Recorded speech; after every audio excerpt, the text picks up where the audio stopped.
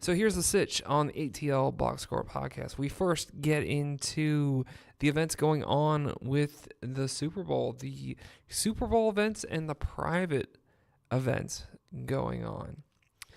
Then we have Ned Kaish on the show to talk all things college basketball. So this is Pro Style Wednesday here on the ATL Box Score.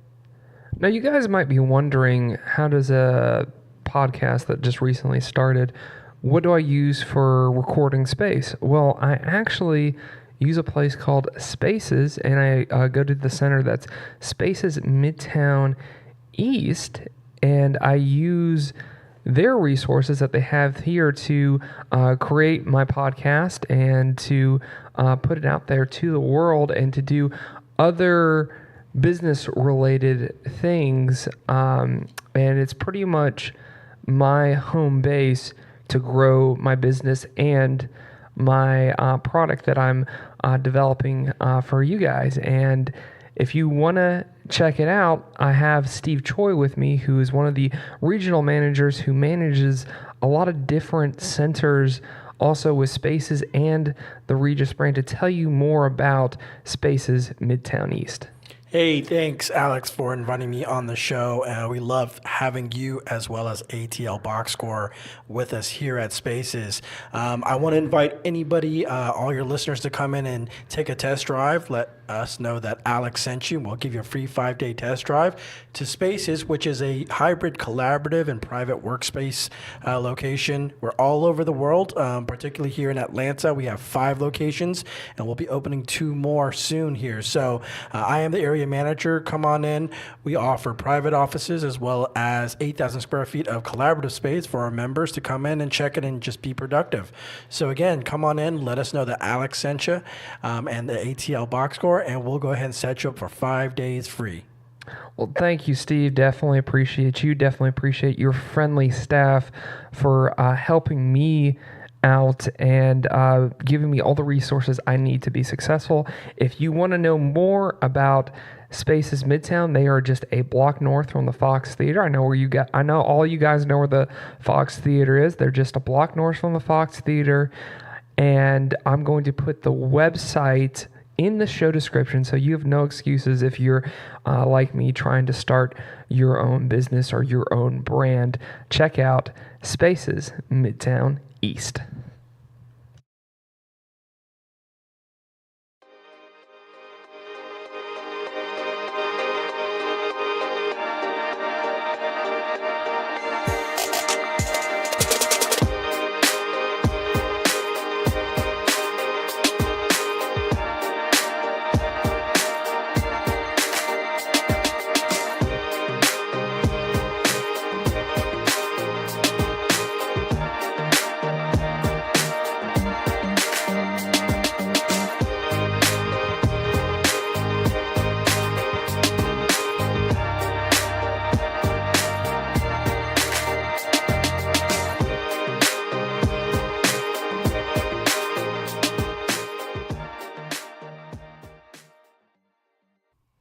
So we are back here at our midweek show, and that Monday off, man, that just kind of, it makes everything go by a whole lot faster. It's a 4-day work week now. Yeah, I mean, that's Steve Choi, by the way. I'm Alex Berger. This is the ATL Box Score podcast, so thanks for checking us out.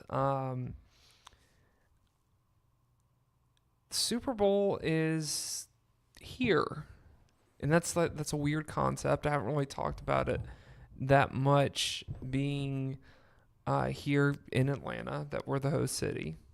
Can't miss it. Yeah, it's on every single building. True. It's on all the lamp posts all up and down our street right outside of our work. Right, that's true. I saw it also goes up to like they had it on like 75. They had those lamp banners on. Hey, I mean, it's the entire metro. Right. Hosting. Which parties everywhere, folks. Yeah, the last time I was here, I don't think because usually like when they put banners here in the city, like for the SEC championship, it's always or Chick-fil-A too. It's always just downtown. They don't usually extend it into right. But this is big, to Midtown. Big. Yeah, this is. Did you realize that the NFL honor ceremony is going to be held at the Fox Theater on Saturday? Real. Before the Super Bowl. I was like, this Saturday? No, that doesn't surprise me. That's literally right outside our door, folks. Yeah, we can see it right outside our door. Right. We should just camp out here and see if we can get some autographs. Because they're going to park right behind here. But I think like the ordinary, like the Joe Schmoes are going to like park in our parking deck. Right. I don't see like. You're right. I don't see like Warren Sapp. That's just a random guy that came into my I was mind. about to say Warren Sapp probably would park back there because he's kind of an ordinary Joe Schmo nowadays. Okay, so we'll be camping out for Warren Sapp's autograph. I say we do a mobile podcast where we just roam the block and see if we can talk to. I mean, wouldn't that be cool? I mean, we were right here, literally. How about Why this? didn't you mention that in our ideas meeting? I know, right? What we should probably do is just put a sign on our glass, on our windows, and say, free invitations to come on our podcast. Only real NFL guys. Maybe we can get the commish to come on. I think that would be a huge deal. Or the commissioner's intern. or the commissioner's driver. Let's just get my car and put an Uber thing on it and pretend like we're picking up people.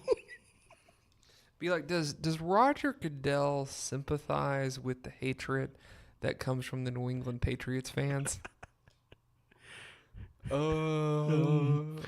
maybe. He's actually a Giants fan. Is he a Giants fan? Where is he from? No, I'm just saying that. I'm curious. Well, I saw one time he came into a Super Bowl and it was Giants and Patriots, and his whole posse was wearing like Giants stuff. My posse's on Broadway. Outside of him, so his posse. Yeah. Nice. Yeah, the Super Bowl's here in Atlanta, big time. Right. And there's a lot of different events going on. There are. They're pretty much into two categories. Okay. They're game or lame? They're the Super Bowl events that are put on by like the Super Bowl the official committee. The official. Right. The official. Right. And then they're the unofficial Super Bowl events. Like Shaq's Funhouse. Now that sounds fun. Right. That's actually in the Battery. Can you imagine like bounce in a bounce house with Shaq? Probably break that thing. Good gosh. You'd be like through the roof. He'd jump in there and you'd be like, oh. There's also the Sports Illustrated. And the thing I have is just, Sports Illustrated Saturday Night Highlights. December 2nd from 9 to 2 a.m. February 2nd. I was about to say that was last month, buddy. Did I say December? You did. Okay, February 2nd, 9 to 2. So it's just highlights of this year in NFL. Well, apparently, Lil Wayne. Oh, is at this thing. Whoa. So he's performing. Hell yeah. And DJ something. Okay. Well, Weezy. So Weezy's gonna be at this event. Snoop Dogg's apparently gonna be at this event because he's on the thing. Guess how much this is going for? Just general admission. $1,000. $500. Oh, A little short of that. 50% off. $10,000 to be a VIP. Oh yeah, to go hang out with Snoop and Weezy. Wheezy's not going to be at this one for at least that's like what it shows here online. I thought this is the same one, the Sports Illustrated. Yeah. So you heard about Wheezy? You said Lil Wayne. Lil Wayne is going to be there. That's and Snoop Dogg. Wheezy. Oh, Lil okay. Wayne, Lil Weezy. Okay. Lil Weezy. But that went over my head. Lil Wayne and Snoop Dogg, and then we go over to see Shaq. It'd be a fun time. Imagine the people that just have that money just to blow. If I have $500, yeah, I know I just dropped $100 today, but if I have $500, did you have to pay like a traffic ticket or something? No, I got something special. Oh, okay. If I have $500 and I was guaranteed, see that's the thing, the VIP is a $10,000, $500 is to get in the door.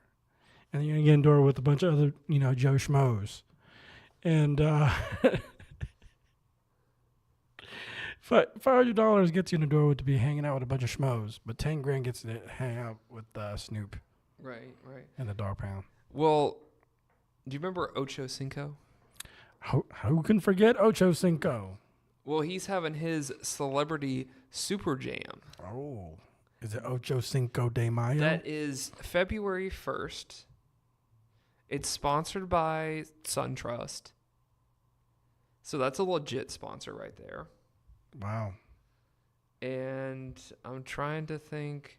Oh, they have Marshawn Lynch, Jarvis Landry, Flo Rida. Just to name a couple. You have Jamal Anderson. Lamar Jackson. Jamal Anderson, the Dirty Bird. A lot of people from the WNBA. You have Andre Rison that's going to be there. Whoa, I haven't heard that name for a while. Right. He's listed on here as former Atlanta. Yeah, it sounds like this is the Alumni Party. And Brittany Jackson, WNBA All-Star. Oh, yeah, Brittany Jackson. Rounding it all out with, let me see if there's... Now that sounds like a party. It does sound like a party. Where is that going to be at? It's definitely yeah. That is...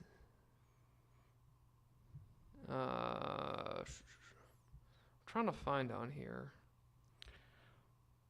If folks want to go ahead and donate to our GoFundMe, we can have an ATL box score party here at we could Spaces Midtown.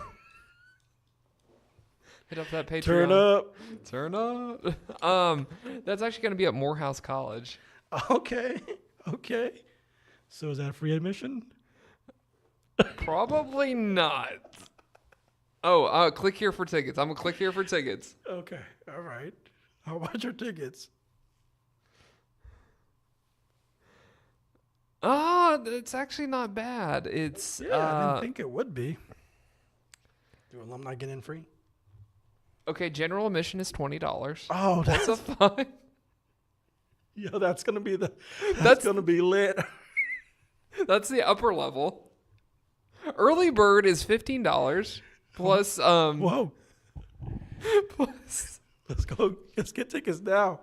Let's go get 4. And now, call in now. We're giving away 2 tickets to the Super Bowl party. And to Ocho Cinco's celebration. That's what they're calling it. Ocho Cinco de Mayo. But get this. $80 VIP.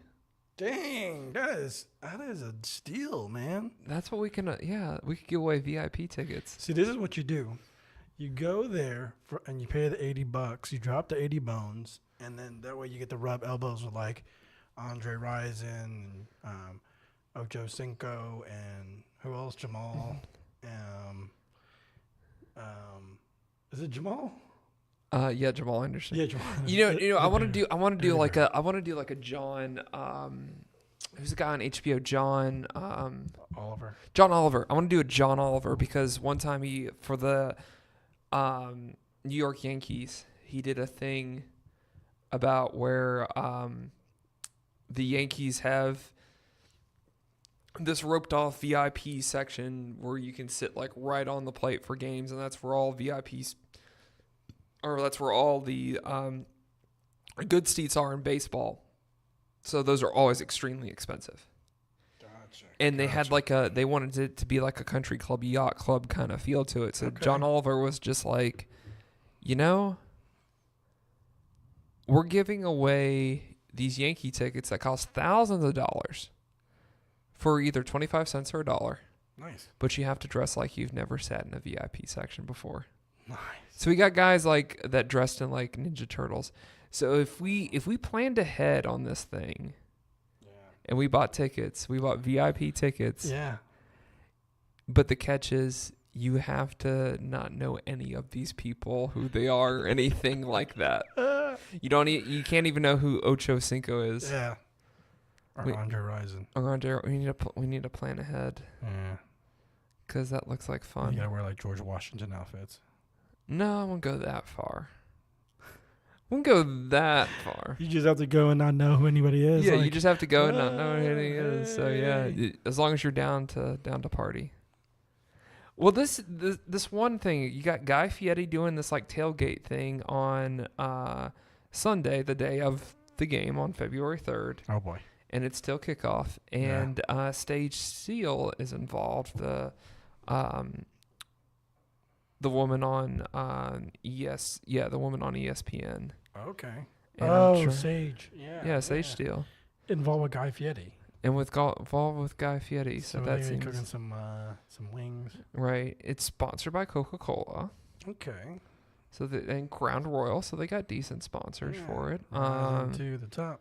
Right. Purchase tickets. Let's purchase the tickets. Let's purchase tickets. How much are they?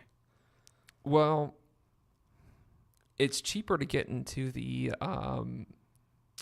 Sports Illustrated party. Oh, well, okay. So far, that's been the most expensive party, right? Right.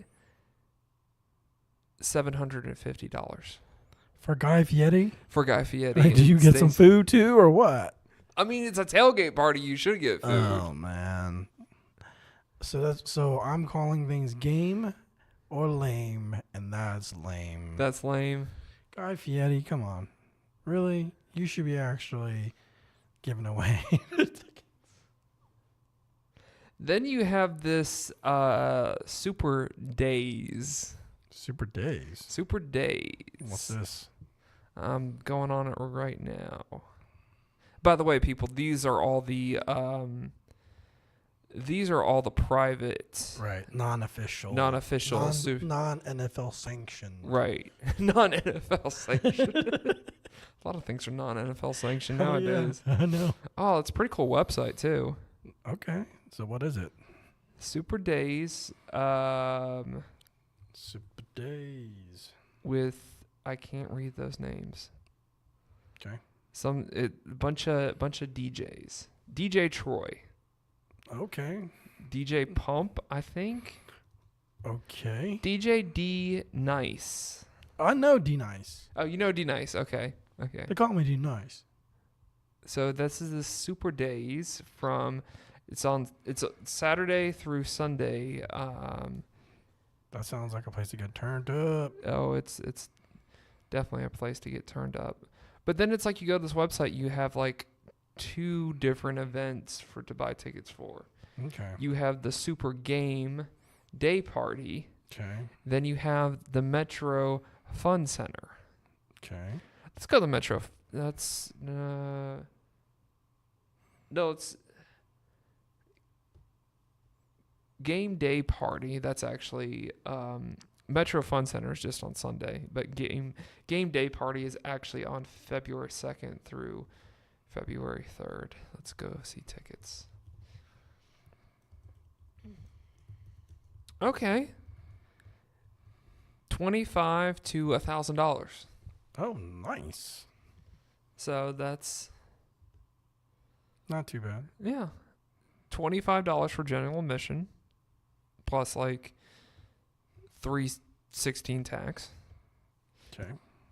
VIP $1,000. Okay.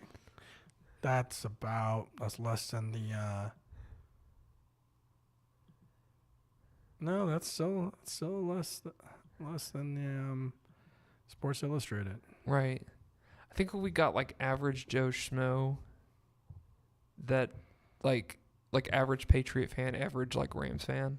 Right. And we gave away tickets for this. Man, that'd be so awesome. I think they wouldn't know anyone there, so I think we'd be good with that. That'd be so sick. But the thing about it is you can't. The thing is, Steven. The thing is, I can do things my way, not the company's way. But the thing is, I'm going to Superbowl party. We're talking about one of Steve's old coworkers. It's an inside joke. It's an inside joke. That means it's supposed to stay inside, buddy. The thing is, well, if you tuned into this show, I mean, I at least want to give you some sort of context. we've all had that. We've all had a coworker like that. We've all been there. So I'll just put it that way. The thing is, but let me see where the official. Okay, on the official Super Bowl thing, I can't get the. Oh, there's a gospel celebration. Oh, okay. What's it called? I think one of my friends is going to that.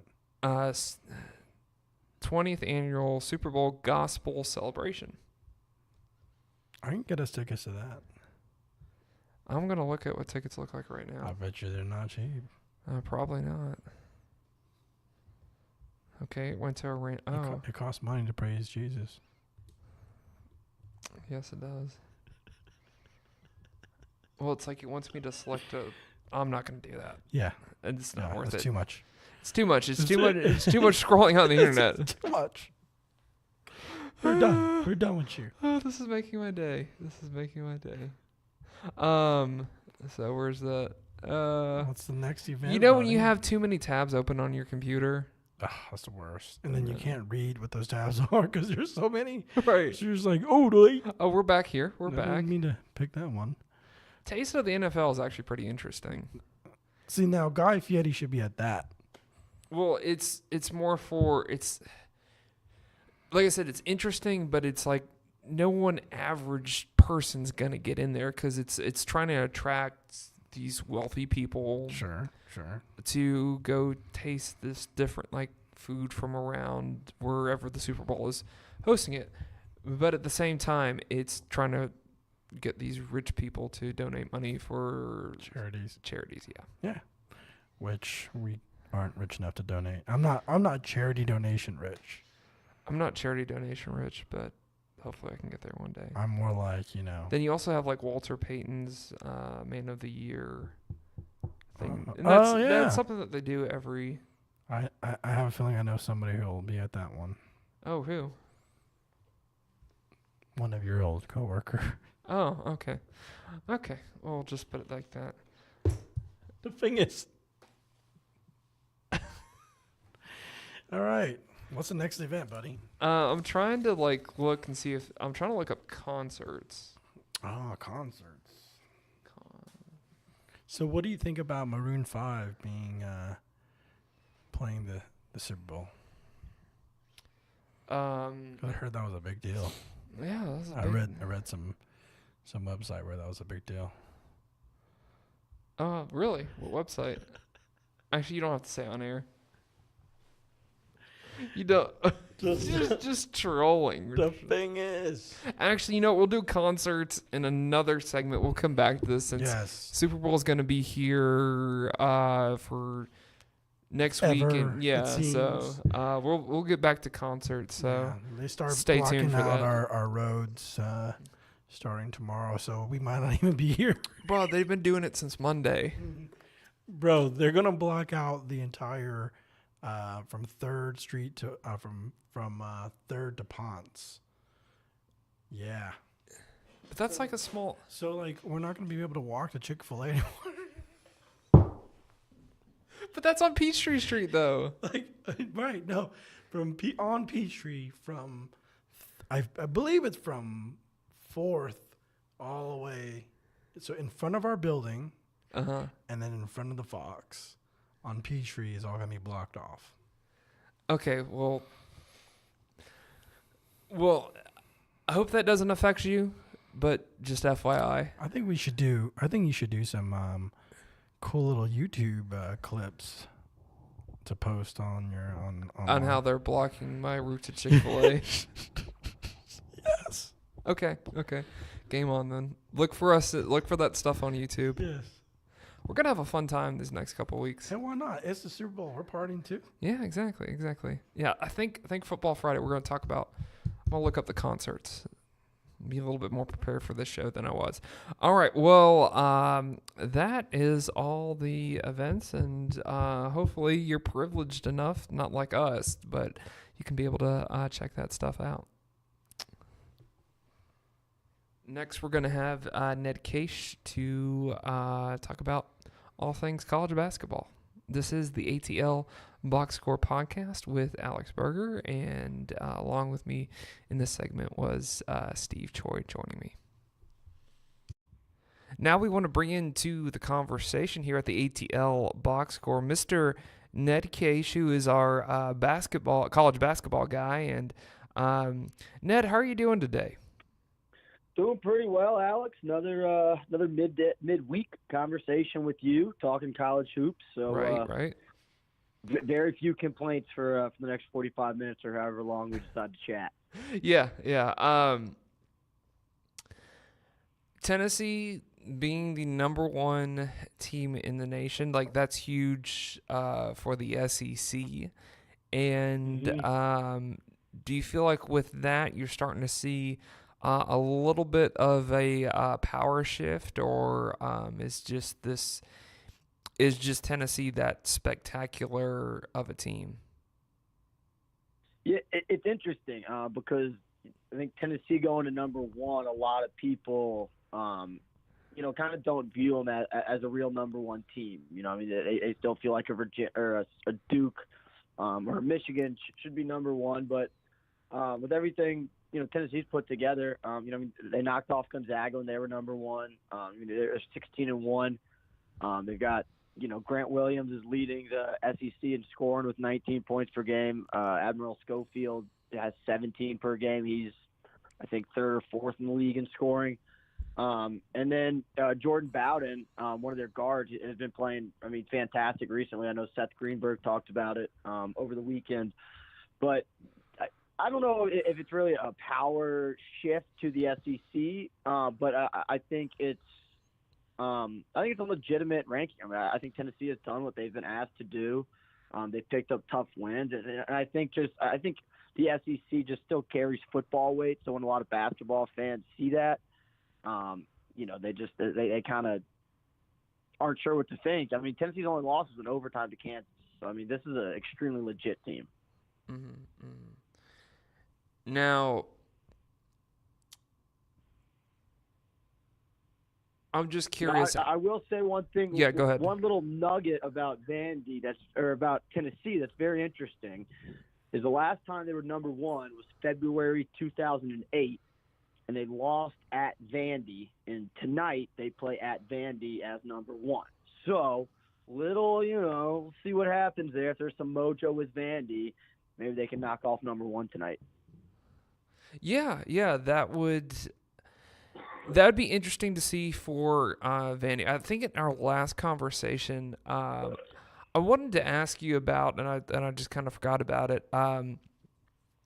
Just the state of Tennessee Tennessee. That it always seems to be that there's a lot of competitive basketball with their collegiate schools, with now Tennessee being number one. You also have Vandy, who since they don't really have a great football program, they kind of claim to their basketball and their baseball programs. And then you also have Memphis on the other side of the state. What is it about Tennessee that you feel like is just so attractive for getting good college basketball players? Yeah, I think the Tennessee-Memphis rivalry is definitely part of that. It's always – I know they took a little bit of a hiatus from it, but, for the last 8 or 10 years, those two games are really high-level games. And I think, I think when you have that in your state, I mean, it's kind of like you see with Louisville and Kentucky. When you have two good teams and two rivals, it makes for everybody in the state to kind of pick a side, and then you go into that game, and there's a little more to it because everybody's got their side of the argument. So I think, I think having in-state rivalries is, good in-state rivalries is really helpful to grow the game or to have good fans within your state. Mm-hmm. Now that pretty much all the undefeateds right now in college basketball have one losses at least, Right. and now it's pretty much a wide open field. A lot hasn't changed in the top 25 poll with like the top 5 teams, with Tennessee now being number 1, but you still have Duke in there at number 2, and Virginia is sitting at number 3, and Gonzaga's at 4, and Michigan's at 5.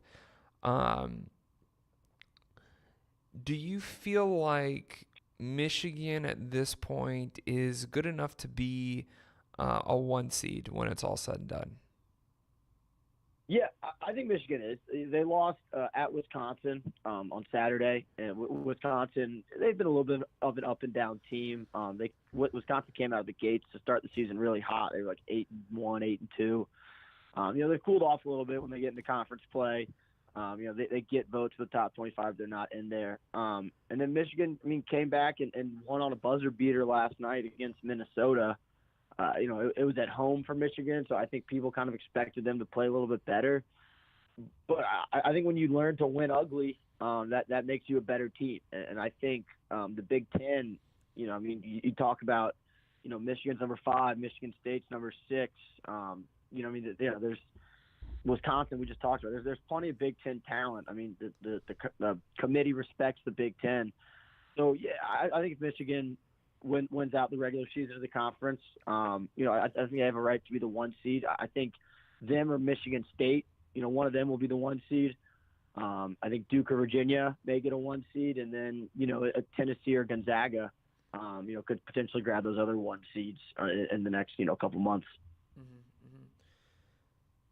Now, just with that Duke-Virginia game, do you feel like, even though Duke has 2 losses right now, but that helped them get up to that number 2 spot, how do you feel Go ahead. Go ahead. Well, I was going to say, how do you feel like the rest of their season is going to go? Yeah, so, Duke lost last Tuesday to Syracuse at home, and it was a game, and they were playing without Cam Reddish, who's one of their top 3 freshmen, and then their point guard, who's a top 20 recruit when he came in, was dominating the first 5 minutes, went out. Trey Jones went out with an injury, and then Duke kind of had to totally change the way they played without 2 of their starters in the game. And so I think, you lose an overtime game at home without 2 starters, one of them going out halfway through the game. And then the next, you come back the next game and you're back at home, and you got Reddish back, and they played great. And Coach K found a way to win without Trey Jones. Their backup point guard didn't even play. So they won without a point guard. So I think that's very impressive. I think the voters saw what Duke can do, if they adjust. If they have to play without Trey Jones for a while, they're going to be fine. They know how to play. Zion can play some point guard. R.J. Barrett can play some point guard. So I think getting back, a loss with some injuries and then coming back and picking up a big win against a good Virginia team who's at full strength kept Duke up there. And I think, some people probably considered voting them number 1. I don't know how many number 1 votes they got, but, definitely a number 2 ranking is very deserving. Do you feel like it's an advantage or disadvantage for Duke to play North Carolina so late in the season? Because I think there's they play North Carolina, and then they have 4 or 5 other games, and they play them again. Yeah, that's kind of how it's always been. I guess sometimes the February game is a little bit earlier. It's on the 20th this year. But I think that's just kind of the way the conference sets it up and the way these teams like it. I think when the last regular season game of the year is North Carolina Duke. I mean, it just kind of gets everybody buzzing. It gets everyone excited for conference tournaments the next week, then the NCAA tournament. So, you know, I don't think it really bugs them because they're so used to it. But I mean, it's a chance at the end of the year to either, you know, give yourself a chance to be a 1 seed or to lose out from being a 1 seed. I think Duke's big stretch starts February 9th. They play at Virginia, then they go at Louisville, and they're home against NC State, home against North Carolina, and then even after that, they're at Syracuse, at Virginia Tech. So, you know, once we get into February, Duke's really going to have some challenges. They got Georgia Tech Saturday, Notre Dame, Boston College, a couple down teams coming up. But, you know, the last 5 weeks for Duke are, I think, really going to be telling. And hopefully for them, they get Trey Jones back by then. Right, right. Now, on the other side of things, because I was just curious because that first Duke North Carolina game's so late. Then you have 3 more games after that. Usually it seems like they'll schedule it towards the end of January, going into like the beginning of February or something like that, just to gain interest in college basketball. But they've put it so far back this year. I think that's a little bit weird, but that's nor here nor there. But on the other side with North Carolina, with a record of 15-4, I think a lot of North Carolina people are surprised that they already have 4 losses going into the middle of the season. And I just want to get your assessment with North Carolina and what's going on with the Tar Heels. Yeah, you know, North Carolina 15-4. They've been playing really well recently. When you look at their 4 losses, it's Michigan, it's Kentucky, it's Texas, and then, you know, that Louisville. Although Louisville is playing much better, that blowout at home, you know, is never going to look good, losing by 21 in the Dean Dome. But I mean, since that they bounced back, they really dominated Virginia Tech I guess that was last night, and no, that was Monday, I guess. Yeah, dominated Virginia Tech Monday. But you know, they're really starting to come together. I mentioned the freshman Kobe White, and he played fantastic against Virginia Tech. I think he finished with 27 points and had 6 assists along the way. So he's really coming along. And then one guy I mentioned last week, Nasir Little, who's a top 5 NBA draft prospect, still kind of trying to figure out the college game. You know, he went off for 20-plus points. So these freshmen are really starting to play well for UNC, and I think UNC they're primed to go on a little bit of a run here. You know, granted, you're in the ACC, it's tough. I mean, they play Virginia Tech, then they're at Louisville. You know, they'll be wanting to get a little revenge there. And then they start kind of a tough stretch with Miami, Virginia, Duke, Florida State. So North Carolina, I think, is playing their best basketball of the year. Cameron Johnson didn't play that well against Virginia Tech, and they still won by a lot. So I don't know if there's too much to worry about in Chapel Hill. I think Roy's got him headed the right way.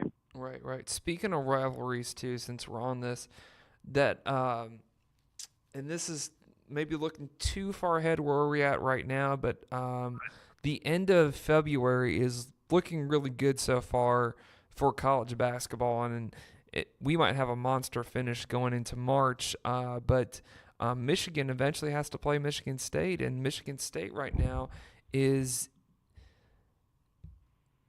excuse me, trying to pull it up right now, trying to pull up that poll just to make sure. Yeah, they're like 5.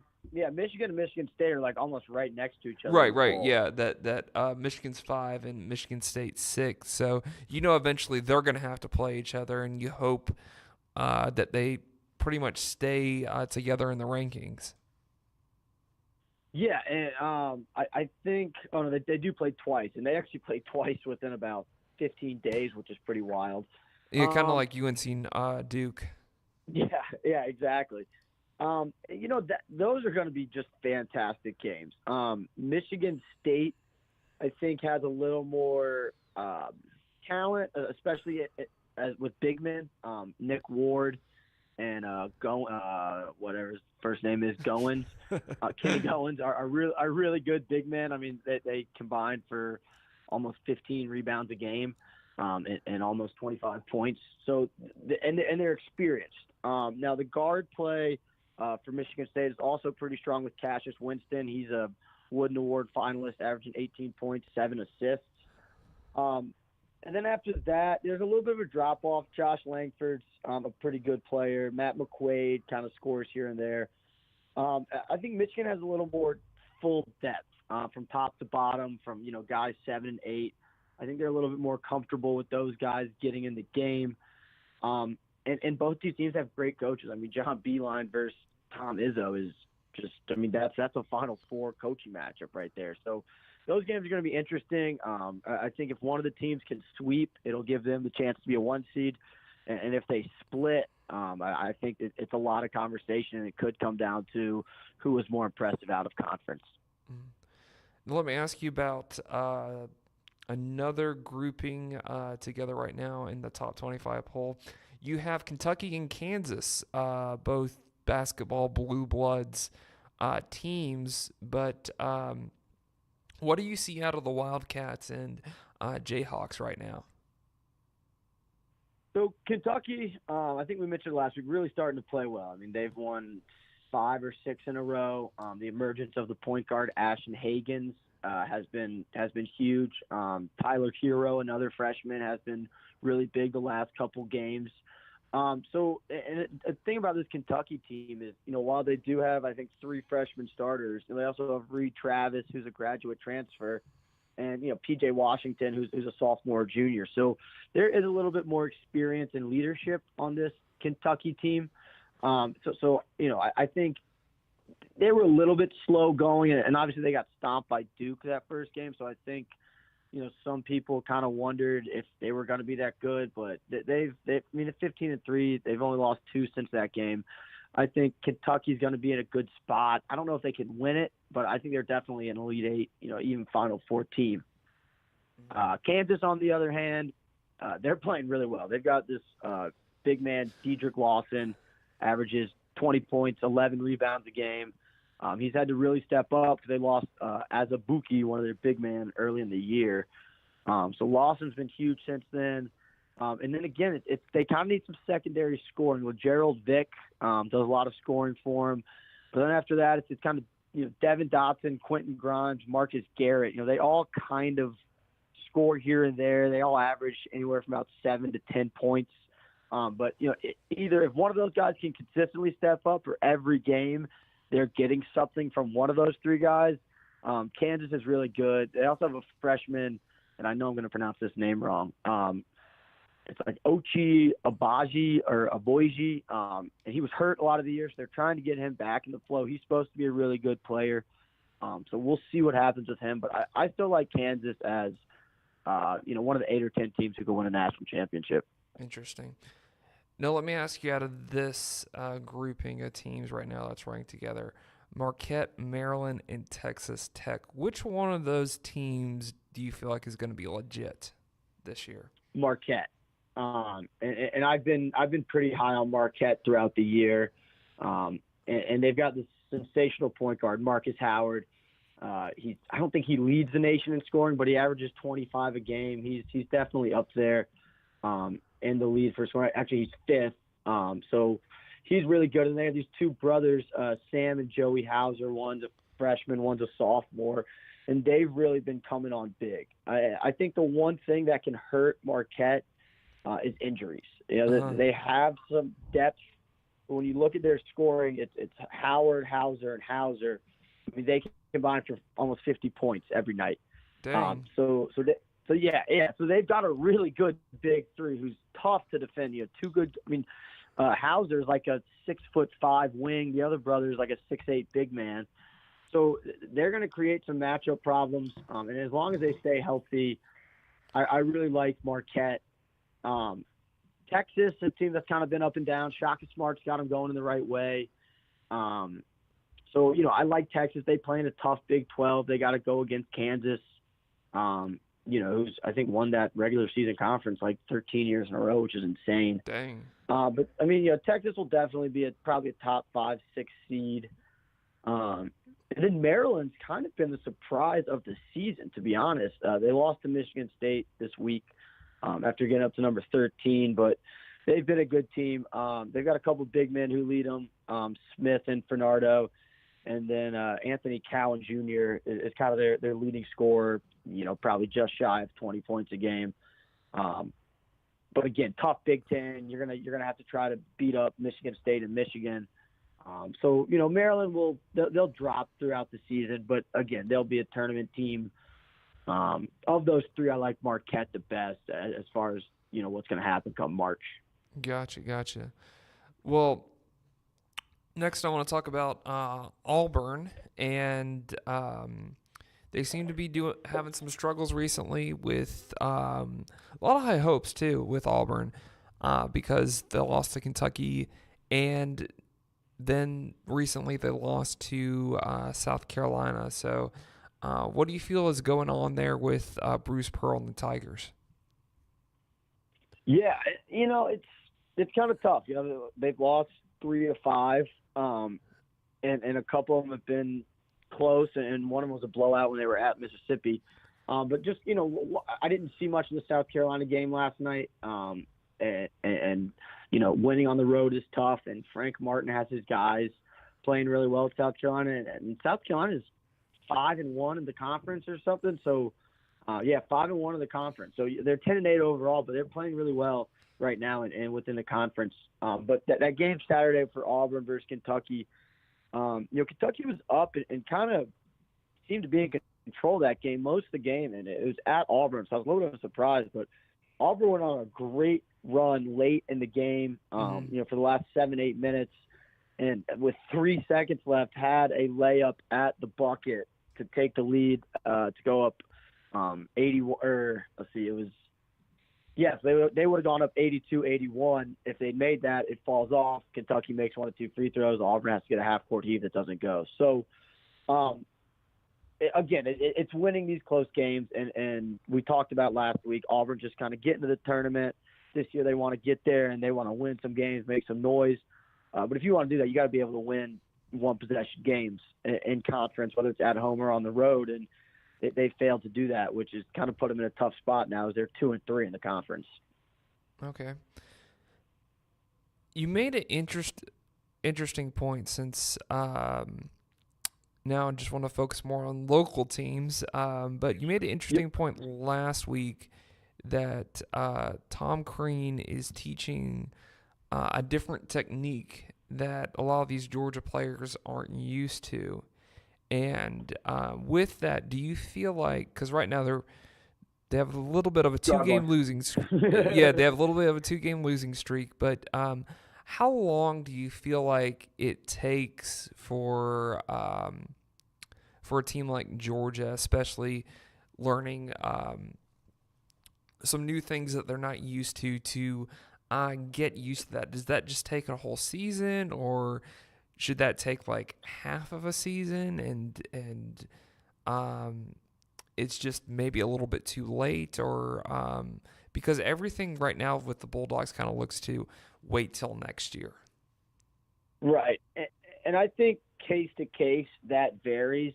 I think a lot of times it depends on what your roster looks like when you get there. If you have a lot of freshmen and sophomore who maybe came off a bad year and they're looking for some direction, and now there's a coach who comes in and he's kind of giving them everything they need to hear, that's going to really go over well. Maybe the coach, and what I think for Georgia more so, and nothing against Tom Crean, but I think Mark Fox was well liked, and I think when he got fired, it was a little bit of a surprise excuse me, to a lot of these players. So I just think the mindset changes a little bit. I mean, Georgia is still relatively young as you look through their roster. I mean, Claxton and Hammonds, they're 2 good big men, are only sophomores, and their point guard Hightower is only a sophomore. So I think there's going to be some bumps and bruises along the way for Georgia this year. I think there's going to be a game, and as I kind of look through their schedule, maybe it's against Ole Miss or Mississippi State, where they're going to knock off a ranked team. They're going to put it all together. They're going to play well, and you're going to see, the future of what Georgia can be. Right now you're lost 4 or 5, so everyone's a little worried. But also, when you look at those 4 losses, it's at Tennessee, it's at Auburn, it's versus Kentucky, and then the loss on Saturday to Florida wasn't a great loss, but 10 points. But 3 of those 4 losses are to top 15 teams in the country. So you just gotta stick with what you're doing, not get discouraged, and I think Tom Crean is a coach who's gonna have them playing the right way. Right. That Texas game now looks really huge, and you mentioned Texas and that they seem to have it going, that they've got it together with Shaka Smart, and Bulldogs really don't look favorable in that game. So do you feel like if they get some sort of upset against Texas, that could put a positive spin on their season going forward? Yeah, no doubt, and it's they're playing Texas on Saturday because Saturday is the SEC Big 12 Challenge, so SEC teams playing Big 12 all day, and so I think it's a chance for you to step outside your conference. When you play in your conference, and I know Tom Crean is new and his system's new, but all the teams are familiar with your personnel, with what you want to do, with what you can do. How is your home arena going to be? How's it going to be on the road? Everybody's really familiar in conference, and it can be tough to win. I think when you step out of conference, it's a little bit of fresh air. There's a little less pressure. You're playing guys you don't know as well, so maybe they don't scout you as well. Maybe you don't spend as much time scouting them. You focus more on yourself.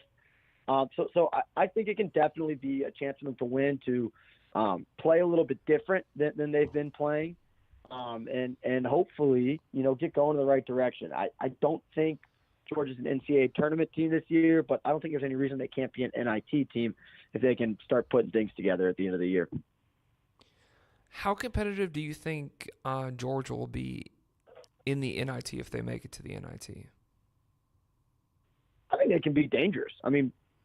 Nicholas Claxton he's scary good. He seems to be a walking double-double.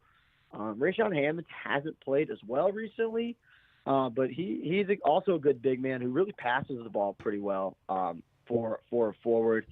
What I think could hurt Georgia is they just don't have phenomenal guard play.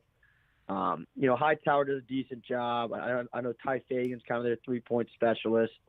But they don't seem to have a guard who can break down a team on the dribble, create offense, who can run the sets and everything. So I think that's where when you get later in the postseason and you play 2 days after the game before or whatever it may be, sometimes having a point guard who you trust to be in control of everything. If you have one of those, you're going to be successful. If you don't have one of those, it's going to be an uphill battle. Right. Just thought I'd ask that because Georgia always seems to be done when they get into the NIT. But Georgia Tech last night had a really significant victory against Notre Dame.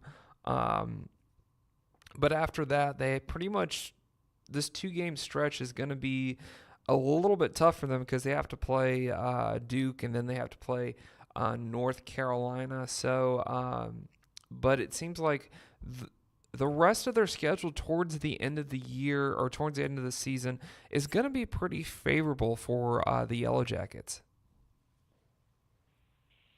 I would say you can go ahead and put losses next to the Duke and UNC game for Georgia Tech.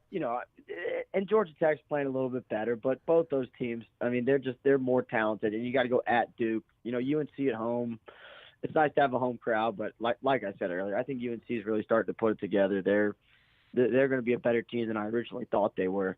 But as long as they have Jose Alvarado, they got a chance. He didn't play against Louisville on Saturday, and they lost by like 30 points. I looked at one point, and with 10 minutes to go in the first half, the score was 28-5. And Georgia Tech just has nothing without Alvarado. He leads them in points. He leads them in assists. He's the energy guy. He can get a bucket when they need it. So they need him back. But yeah, again, your point to after that. It's Florida State, Clemson, Notre Dame. They have Virginia late and Virginia Tech, but we don't really know what Virginia Tech is right now because they've lost pretty big to some good teams. So I think there's still some stuff to play for if you're Georgia Tech. You're 11-8, you're 3-3 in the ACC. Like I said, assume you go 3-5 after these next two games. But then, if you can win, set 6 of your next 8, then you're 9-7 in the ACC with a couple quality wins. You got a chance. Now, can they do that? Can they play consistently? Can they get guys besides Alvarado and maybe Banks on the inside to help? We still have to see that. But I think Georgia Tech has put themselves in a pretty good spot and haven't really done what Georgia did, where you lose 4 or 5 midseason and now you're just fighting uphill the whole time. Do you feel like Josh Pastner is getting the guys that he wants to get into his program for the Yellow Jackets to be successful in basketball? I think he's getting some. I don't think he's getting all of them. I think he would like some more dynamic scorers, but he's what he's doing pretty well is he's recruiting in the state pretty well, and I think while maybe the guys he's getting in the state right now are maybe 2 or 3 stars, you start to build up that relationship with coaches, with AAU coaches, with high school programs, with players. And then that's how you start to get these better players to stay where you want. Alvarado, he went to Brooklyn to find Alvarado. But then James Banks, who I talked about as kind of their best big man, he's from Decatur, Georgia. So they've got guys from kind of all over. And I think he could find guys. It's just whether it's the right guys and guys who can turn your program around or pick up, program-defining wins like against a Duke or Carolina. Do you feel like Josh Pastner could reach or at least get close to the epicenter of the conference? I know a lot of Georgia Tech people would think it'd probably be unrealistic to keep up with North Carolina and the Dukes of the world, but could Tech eventually, with Josh Pastner, do you think he could be that 2 or 3 tier in the ACC? I think at Georgia Tech it's a little bit tough to stay up there consistently. I think when you're at a school that is tough on academics. Now, obviously, Georgia Tech basketball, they can pretty much get anybody in that school that they want to get in. But then once you get there, they still have to be students at Georgia Tech. So they have to, one, be smart enough to handle that, and 2, want to be in an environment like that. So I think finding guys year in and year out who want to do that role can be tough. But there's no reason they can't have 2 or 3 years, kind of like Paul Hewitt did with Jarrett Jack and Will Bynum, back when they went to the Final Four in 2004, 2005. So I think he could get him up there. If he can keep him up there consistently, he's going to legitimize himself as one of the best coaches in the country. But I think he's a good enough coach to every, 2, 3, 4 years, you get a good class together for 3 years and they can play well. You can hang up there. But I just think it's tougher until you set a true standard of being successful to stay up there year in and year out. Interesting. And it's just funny how that all works out, because right now the Georgia State Panthers have a record of 14-5, and they're the best in the state. So I'm just putting that out there. And let me say this about Georgia State. Last week you asked me about Georgia State. I was unprepared. I said I hadn't watched them play. I felt bad for all our Georgia State fans out there. And while I still haven't seen them play, I do have a fun nugget. So tomorrow night, Thursday, January 24th, Georgia State is taking on Texas State. And this will be I believe it was 12th year in a row that Coach Ron Hunter will coach on the sideline with no shoes on to bring awareness to kids who are growing up without shoes. I can't remember the exact name of the Let's see if I can find it. I know what you're talking about, Ned. So it's just kind of a cool thing they do. He coaches a game with no shoes. I believe it's the 12th year in a row that he is 11 straight year he's done this. It goes towards Samaritan's Feet is the name of the cause, where they try to get shoes. There's I think it's 300 million children around the world without shoes. So just kind of a cool thing that he does. They're also 10-0 when he coaches barefoot, including 6-0 at Georgia State. So maybe we have some gamblers out there. Go with Georgia State Thursday night. But just a cool thing that they do. And another way, last week I talked about the way Georgia State seems to value their basketball program, and stuff like that Ron Hunter does like this, legitimizes your program and getting the students and the community behind what you're doing. Well, there you go. That's the fun fact about Georgia State. Yeah, there we go. There's our Georgia State talk for the week. Also, best record in the state. Right. Now, I just want to ask you, what are you watching this weekend? Yeah, so obviously we mentioned a second ago that the SEC Big Ten Challenge is going on this weekend. That is going to have some games, from top to bottom that are really good. And it's going to be a chance for some of these teams to pick up out-of-conference wins against a team that maybe they wouldn't have the chance to boost their resume against otherwise. So, just a couple, though, LSU versus Missouri. The big one is obviously Kansas, Kentucky. That's 6 o'clock Saturday night. Again, two teams we just talked about a moment ago. I said I think Kansas could win the national championship. I said I think Kentucky couldn't. So we'll see what happens there. Maybe I'll look really stupid. But that's kind of the big thing to look for. Oklahoma, Vanderbilt. Again, especially if Vanderbilt can knock off Tennessee this weekend. They'll be heading in the right direction. So the SEC Big Ten Challenge is going to be a really fun one. Xavier plays Marquette Saturday afternoon. That's another pretty good one. Again, we talked about Marquette. Xavier kind of on the verge of taking that next step. And then not really necessarily this weekend, but just in general, don't look now, but Villanova they're coming back. They played for the national championships won national championships 2 out of the last 3 years. They had some bad losses early in the year, but they're 15-4 now. They're undefeated in the conference, and they're playing really well. Phil Booth is their guard. Gillespie plays the shooting guard spot. Evan Pascal is their extremely athletic wing, kind of big man. Jermaine Samuel. So Villanova, they're getting back on track, and that's going to be trouble for not just the Big East, but potentially the whole country. Yeah, because they can go pretty far in the tournament.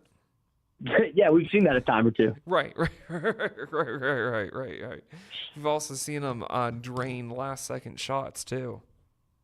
Yeah, to knock off those boys from Chapel Hill. Right. Yeah. Unfortunately, that happened. So, well, thanks, Ned, for being on the show today. Where could we reach you at if we want to reach out to you on social media? Yeah. Give me on Twitter. It's at the real Ned Kaish. I know Alex usually tags me in the podcast he puts up. So click on the profile, throw me a follow, talk a little hoops if you want. But it's at the real Ned Kaish on the Twitter. You can throw me a follow too. There we go. Saying. Perfect. Getting our social media status up. Right. So thanks for being on the show today, Ned. Always a pleasure having you on. Absolutely. Looking forward to a great Saturday of hoops. Thanks, Steve Choi, Ned Kaish, for joining the show today and getting to talk about Super Bowl craziness and college basketball. Definitely appreciate them. So this is a part of the show where we actually need your help, and we're closing this thing out. But subscribe to wherever you see this podcast, because that would definitely help us out. If you want to learn more about the ATL Box Score podcast, be sure to subscribe to Podbean, iTunes, Google Play, Stitcher, wherever you see this podcast, and also to like us wherever you see us, because nowadays we're all over the place. So be sure to like us, because we're on many different platforms. Also, too, give us what you think about the events we talked about with the Super Bowl, and let us know. Let us know in the comment section what you think about what's going on in college basketball and the conversation that we had with Ned Kaish. So thank you guys. You guys are awesome. Appreciate you guys checking out the show. If this is the first time you check this out, and hopefully we're giving you a fun conversation that's that you just got sick and tired of sports talk radio and you just want something different. Hopefully the show has been that difference for you, and hopefully that you have a great rest of your work day. Man, this week is just escaping me, and I'll be glad when it's Friday. I'll just put it that way. So with that being said, episode 21 is